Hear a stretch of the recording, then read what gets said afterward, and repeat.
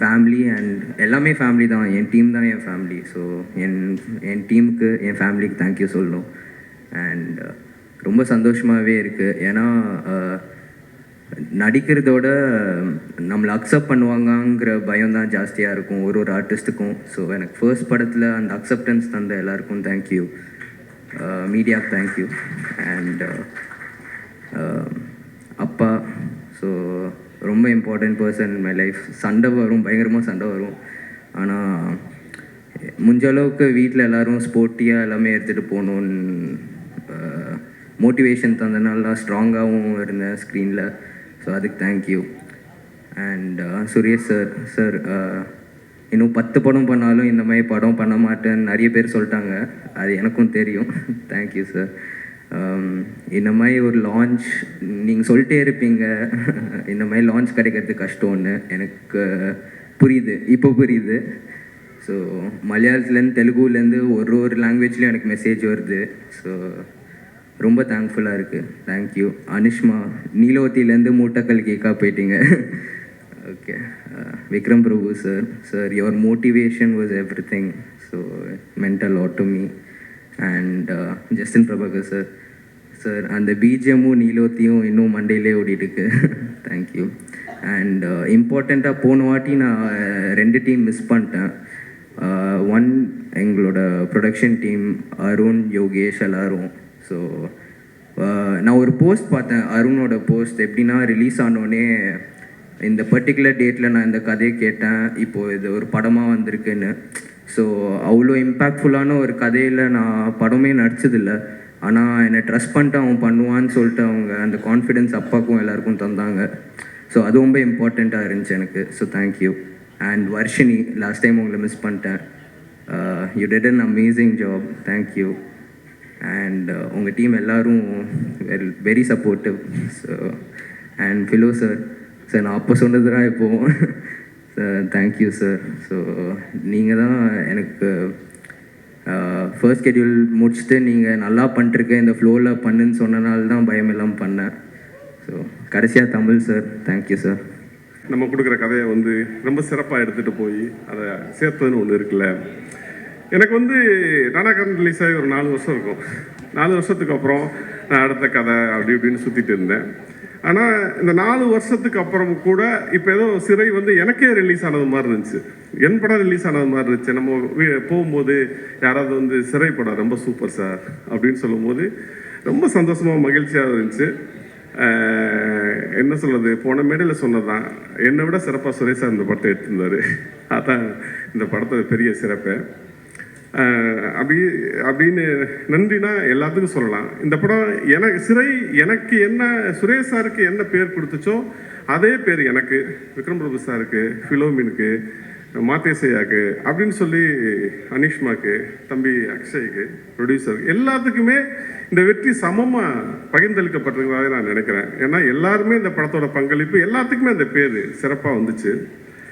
Lalit sir ஒரு ரொம்ப நன்றி சொல்லணும். பர்சனலாகவும் சரி, இதான் சரி, எங்கள் மேலே பெரிய நம்பிக்கை வச்சார். அவர் இதுக்கு முன்னாலேயும் படம் பண்ணியிருக்காரு, விஜய் சாரை வச்சு படம் பண்ணியிருக்காரு. இப்பவும் பெரிய பெரிய படம் பண்ணிகிட்ருக்காரு. இந்த கதை நான் லலித் சார்கிட்ட ஒரு 40 நிமிஷம் சொல்லியிருப்பேன்னு நினைக்கிறேன். 40 நிமிஷம் அப்படி சொன்னோன்னே தமிழ் இந்த படம் நம்ம பண்ணிடலாம் அப்படின்னு சொல்லிட்டு ப்ராசஸ் ஸ்டார்ட் ஆச்சு. ஏன் அதே மாதிரி இப்போ தாய் கிழவின்னு ஒரு படம் வந்துச்சு. வந்தப்போ அந்த கதையில் அந்த மூத்த மருமகன் நேரு கேரக்டருக்கு தம்பி அவர் சிவகுமார் என்கிட்ட கதை சொன்னாப்புல. ஒரு 40 நிமிஷம் தான் சொன்னாப்புல. சொன்னோன்னே நான் சொன்னேன், இந்த கதை பயங்கரமாக ஹிட் ஆகுங்க, உண்மையிலே இது பெரிய ஹிட் ஆகும் அப்படின்னு சொன்னேன். ஒரு கதையை செலக்ட் பண்ணுறதுக்கு ஒரு 40 நிமிஷமே போதுமானதாக இருக்குது. ஏன்னா அந்த 40 நிமிஷத்துக்கு அப்புறம் அந்த கதை எப்படி வரும், என்ன ஆகும் அப்படிங்கிறத நம்ம ஈஸியாக கணிச்சிட முடியும். அப்படி இருக்கும். ஆனால் இப்போ சமீபமாக நம்ம பெரிய பட்ஜெட்டுக்கு பின்னால் ஓடிட்டே இருக்கோம்.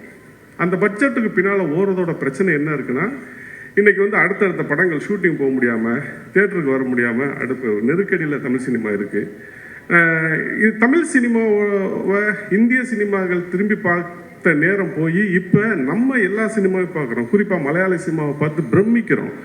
ஏன்னா அங்கே உள்ள ரைட்டர்ஸ், ஸ்ட்ராங் ரைட்டர்ஸ் இருக்காங்க. இந்தியாவிலேயே அதிகமான ரைட்டர்ஸ் இருக்கிறது தமிழ்நாட்டில் தான்.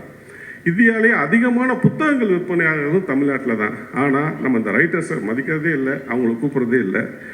தமிழ் சினிமாவுக்குள்ள ரைட்டர்ஸோட வருகையில் நம்ம ரொம்ப ஆழ்ந்து கூப்பிடணும், அவங்கள வந்து உள்ளே கொண்டு வந்து அவங்களோட கதைகளை நிறைய வாசித்து அதை படமாக்கணும் அப்படிங்கிறது என்னோட சிறு விருப்பம்தான்.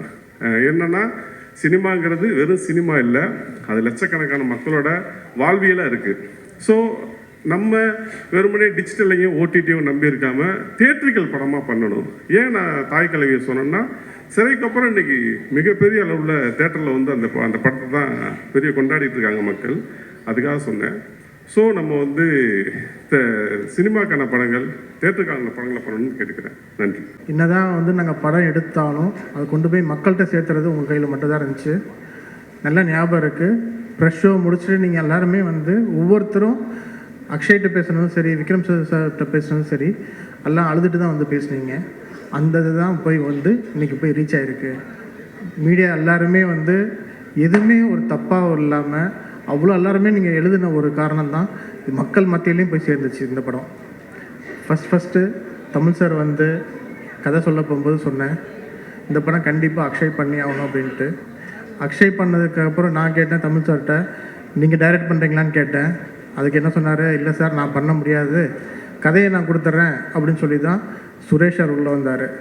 சுரேஷ் சார் வந்ததுக்கப்புறம் தான் யார் ஹீரோன்னு போகும்போது விக்ரம் பிரபு சார் வச்சு பண்ணலாம் அப்படின்னு சொல்லும்போது, சரி எல்லாம் பேசியதுக்கப்புறம் நான் வந்து சொன்னேன், விக்ரம் சார்கிட்ட சொன்னேன், நான் வந்து உங்கள் நேரம் வரேன், எப்போ வந்து பார்க்கலான்னு. அவர் நேரம் என் ஆஃபீஸ்க்கு வந்துட்டார். இல்லை நான் தான் ஃபஸ்ட்டு வந்து வருவேன்னு சொல்லி நேரம் வந்து வந்தார். ரொம்ப தேங்க்ஸ் சார் வந்து பண்ணதுக்கு. அதே மாதிரி ஒவ்வொரு விஷயங்கள் பண்ணிங்கன்னா ஃபிலோ கூடவே இருந்து இந்த படத்தை உள்ள சப்போர்ட் பண்ணி இந்த அளவுக்கு கொண்டு வந்தது காரணமே ஃபிலோ வந்துட்டு தான். ஏன்னா ஒவ்வொரு விஷயத்தையும் வந்து ஃபிலோ வந்து கிரியேட்டிவ் ப்ரொடியூசராக இருந்தது இல்லாமல் கூட இருந்து ஒவ்வொரு வேலையும் பார்த்தாப்புல. மியூசிக் ஆகட்டும், எடிட் ஆகட்டும், எல்லாத்துமே இருந்தாப்புல. ஜஸ்டின் ரொம்ப ரொம்ப தேங்க்ஸ். நீங்கள் இருந்து ஆர்ஆர் வந்து இந்த படம் பண்ண ஃபுல்லாக பேசப்பட்டுச்சு. அக்ஷய்க்கும் எனக்கும் நிறைய வீட்டில் ஒரு சண்டை ஓடிட்டே தான் இருக்கும். நீங்கள் டைரக்டர் கேட்குறாங்க கொடுக்க மாட்டேங்கிறீங்க அப்படின்பா. நான் சொல்லுவேன், நீ ஒன்று நடிக்கிற வேலையை மட்டும் பாரு, ப்ரொடக்ஷனுக்குள்ளே வராத நான் சொல்லுவேன். இல்லை நீங்கள் தரமாட்டேங்கிறீங்க அப்படிமா. இதுக்கு வந்து நடுவில் வந்து பஞ்சாயத்து பண்ணுறது விஷ்ணு தான் பேசுவாப்புல.